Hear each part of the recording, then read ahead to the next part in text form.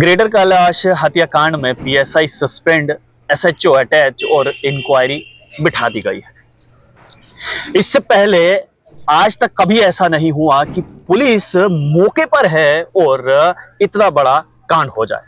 इसी सब पर बातचीत करने के लिए इस समय मेरे साथ वरिष्ठ वकील एडवोकेट शेख शकील हैं। शकील साहब, इतिहास में कभी ना ही हमने देखा ना ही सुना कि जम्मू कश्मीर में पुलिस मौके पर है और इतना बड़ा कांड हो जाए। आपने कभी सुना? शायद पुलिस का काम होता है क्राइम को रोकना, और ये बहुत ही अफसोस हुआ कि एक नौजवान को अपनी जान से हाथ धोना पड़ा है। और इसकी जितनी भी निंदा की जाए, मजम्मत की जाए, उतनी ही कम है। और मुझे समझ नहीं आती कि इररिपेयरेबल लॉस है उस फैमिली के लिए भी, समाज के लिए भी। और सबसे बड़ी बात है, एक बहुत बड़ा दाग लग जाता है रूल ऑफ लॉ के ऊपर। और ख़ास तौर पर आपको जब आप रिस्पॉन्सिबिलिटी फिक्स करने की बात करते हैं, दुख इस बात का होता है कि जब इस यूटी में एक निहायत ही शरीफ और एक ईमानदार डीजी आर स्वैन साहब की वर्दी के ऊपर कोई दाग नहीं है। He is such A meticulous IPS officer. वो एक मिसाल, अपने आप में एक मिसाल है। लेकिन मैं बार बार एक चीज कह रहा हूँ, आज 2-3 दिन से एक बात कर रहा हूँ, क्योंकि अगर मन की बात नहीं की तो फिर हमने मोदी जी से क्या सीखा? बिल्कुल, जिसे मोदी जी हर एक बात कह देते हैं, मन की बात। ठीक है, तो मैं भी ये मन की बात आज 2-3 दिन से कर रहा हूँ कि डीजी जे&के को फ्री हैंड होना चाहिए। आपको लगता है शकील साहब की स्वैन साहब को जो है वो फ्री हैंड नहीं दिया नहीं गया? है उनको फ्री हैंड। बेशक सरकार मेरी बात की निंदा करे, मुझे कंट्राडिक्ट करे, मुझे उसकी कोई परवाह नहीं है। अगर स्वैन साहब की मर्जी के ऑफिसर तैनात होंगे, आप देखिएगा there will be sharp decline in crime. आप मुझे बताइए, चेन स्नैचिंग के केस होते थे यहाँ पे जम्मू में, बिल्कुल, क्राइम इतना बढ़ गया था। आप देखिए, जब एसएसपी बसंत रात को लाया गया, रात को 12 बजे भी स्कूटी पे हमारी बहनें, बेटियां और बच्चियां जो थी वो सड़कों पे चलती थी। बिल्कुल। जम्मू में ट्रैफिक के हालात क्या थे? आपने देखा कि जब बसंत रथ वापस आए, आपने देखा सब सुधर गया। आपने देखा रात को 11:30 बजे भी सिग्नल की रिस्पेक्ट होती थी। बिल्कुल, ठीक है। तो जब आप पॉलिटिकल कंसीडरेशंस के ऊपर आप बड़ी बड़ी पोस्टों पे लोगों को बिठाएंगे जो ना अहल, नालायक, इनकम्पिटेंट और करप्ट होंगे, यही नतीजा होगा। दिन दिहाड़े कत्ल होंगे, दिन दिहाड़े बाजू लोगों के काटे जाएंगे, दिन दिहाड़े जवान बच्चे ओवरडोज से मरेंगे। कहाँ कंट्रोल है, मुझे बताइए क्राइम? बॉलीवुड मूवीज में जब हम देखते हैं तो वहां पर एक सीन जो है वो बार बार दिखाया जाता है कि पुलिस हमेशा लेट पहुंचती है जब कोई क्राइम सीन हो जाता है, लेकिन इधर तो पुलिस पहले से ही मौजूद थी। मैंने आपको कहा ना, कई बार मैच फिक्स होता है। क्या होता है? मैच फिक्स होता है। अब आप देखिए ना, किन किन लोगों के नाम आ रहे हैं बीच में। कोई कहता है जी जमीन मैंने वर्मा साहब से खरीदी। अब वर्मा साहब का पता नहीं क्यों लोग नाम ले रहे हैं, बेचारे शरीफ आदमी को, शरीफुल नफ्स आदमी है हमारा ये संजीव वर्मा, कमिश्नर सेक्रेटरी जो जीएडी है। कुछ भी नहीं है उनके पास, जो कुछ भी है उनके वालिद के नाम पे है। उनका अगर आप प्रॉपर्टी स्टेटमेंट देखेंगे, वो कहते हैं 1 इंच भी जमीन नहीं है। लेकिन बंदे कह रहे हैं कि पता नहीं त्रिकुटा नगर में उनके घर गए थे, वहां सौदा हुआ, या उनके फादर इन लॉ बैठे हुए थे, वहां सौदा हुआ।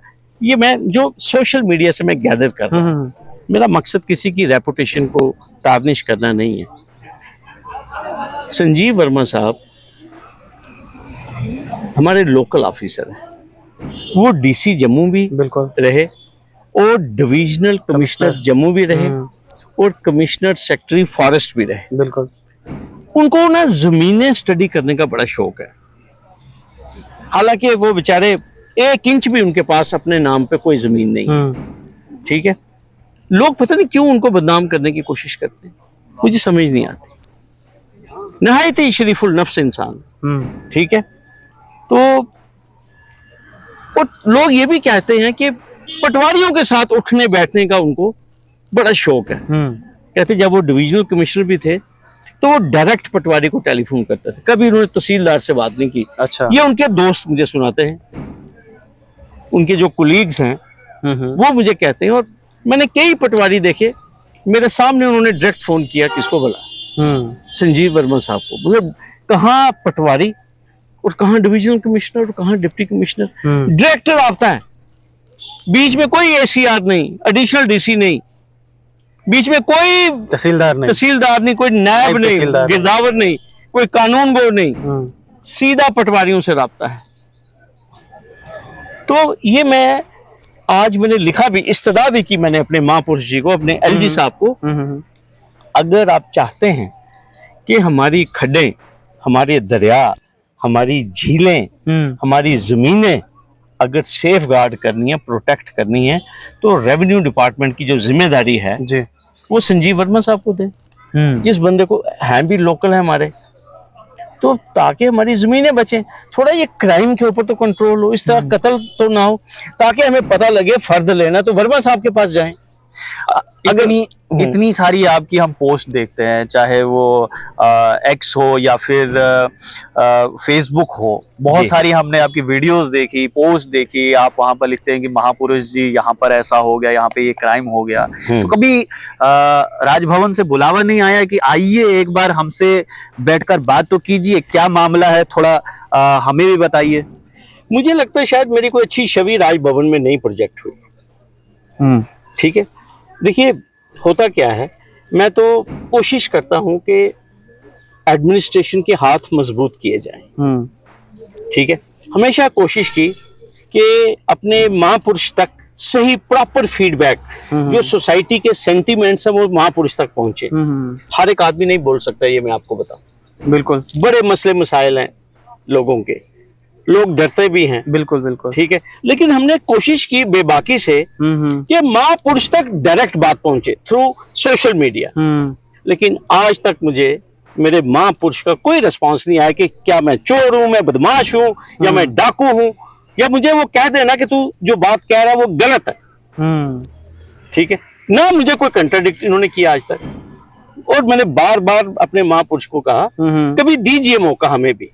आपसे तो अपॉइंटमेंट लेना एक आम आदमी को तो रसाई नहीं, आप तक पहुंच ही नहीं सकता एक आम आदमी।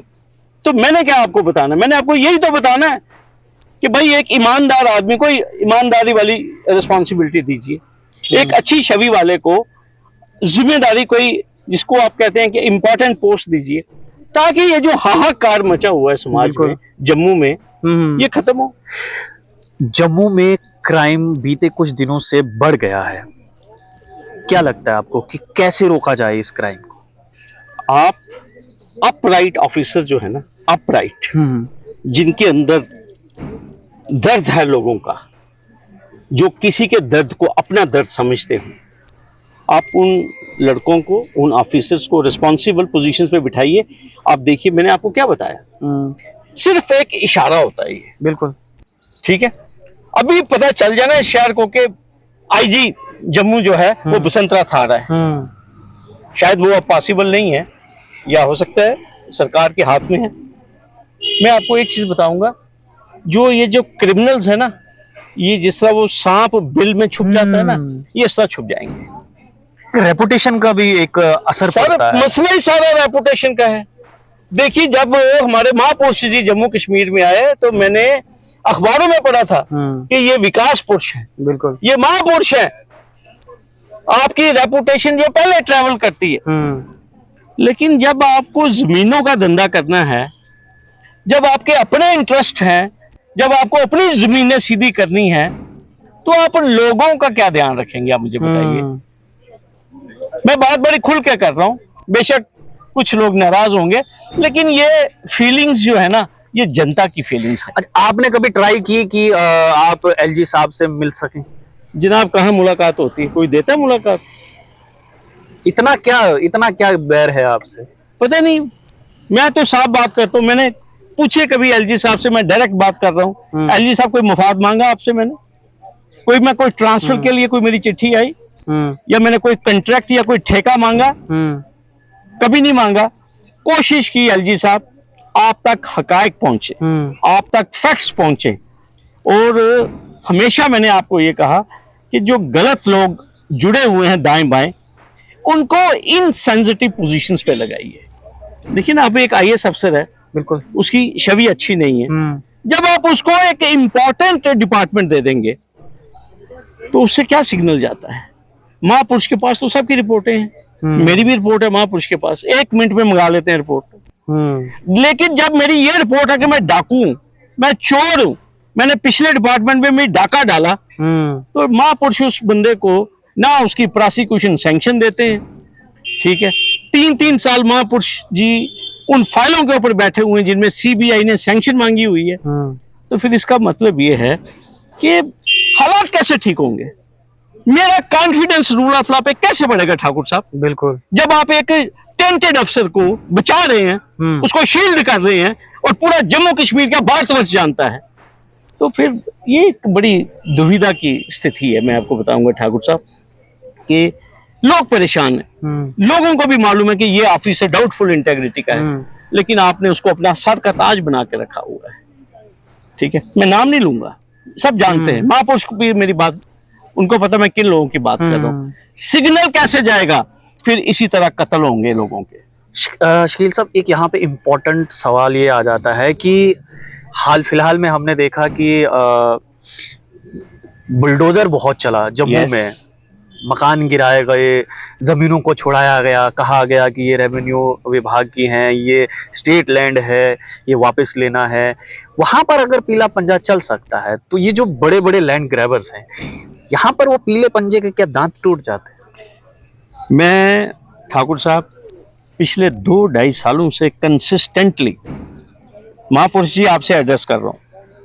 खसरा नंबर 781 गांव Delhi, marble market, Jammu. Division bench की जजमेंट है ये। Chief justice Geeta Mittal and justice Rajesh Bindal, जो भी सुप्रीम कोर्ट में बैठे हुए हैं, उन्होंने कहा कि जेडीए की 156 कनाल की जमीन दबाई है लैंड माफिया ने दिल्ली में, मार्बल मार्केट में, और उसमें यह भी लिखा कि इसमें पुलिस, रेवेन्यू और जेडीए आंखें बंद करके बैठे हुए हैं। और एडिशनल डिप्टी कमिश्नर हमारे जम्मू के law and order घनीश्याम Singh ji की रिपोर्ट है, उन्होंने लैंड ग्रैबर आइडेंटिफाई किए हैं। बैंकेट हॉल्स के कमर्शियल एस्टेब्लिशमेंट्स जो वहां से चल रही हैं, उनके नाम लिखे हुए हैं। महापुरुष जी, क्यों आपके हाथ बंधे हुए हैं? वहां पीला पंजा क्यों नहीं चलता? ये बात मैं रमेश कुमार जो डिविजनल कमिश्नर हैं, रमेश कुमार जी आपसे भी एड्रेस कर रहा हूं, और जो सचिन कुमार वैश्य जी हैं, सचिन जी आपसे भी ये मैं मौदबाना गुजारिश कर रहा हूं कि पीला पंजा जरा मैं देख लूंगा कितना दम है इस पीले पंजे में, जिस दिन आप ये पीला पंजा मार्बल मार्केट में चलाएंगे। तभी मैंने कल रात को लिखा था, कुछ तो मजबूरियां रही होंगी, वरना यूं ही कोई बेवफा नहीं होता। क्या बात है, बहुत शुक्रिया शकील साहब बातचीत करने के लिए, और उम्मीद करते हैं कि जल्द से जल्द हमारे जम्मू का माहौल सही हो। और जिस प्रकार से शकील साहब ने कहा कि अगर सही इंसान सही जगह पर बैठकर अपना काम करेगा तो यकीन जानिए हमारा क्राइम रेट खत्म हो सकता है। आप लोग देखते रहिए स्टेट टॉक्स। मुझे यानी देव ठाकुर को दीजिए इजाजत। धन्यवाद।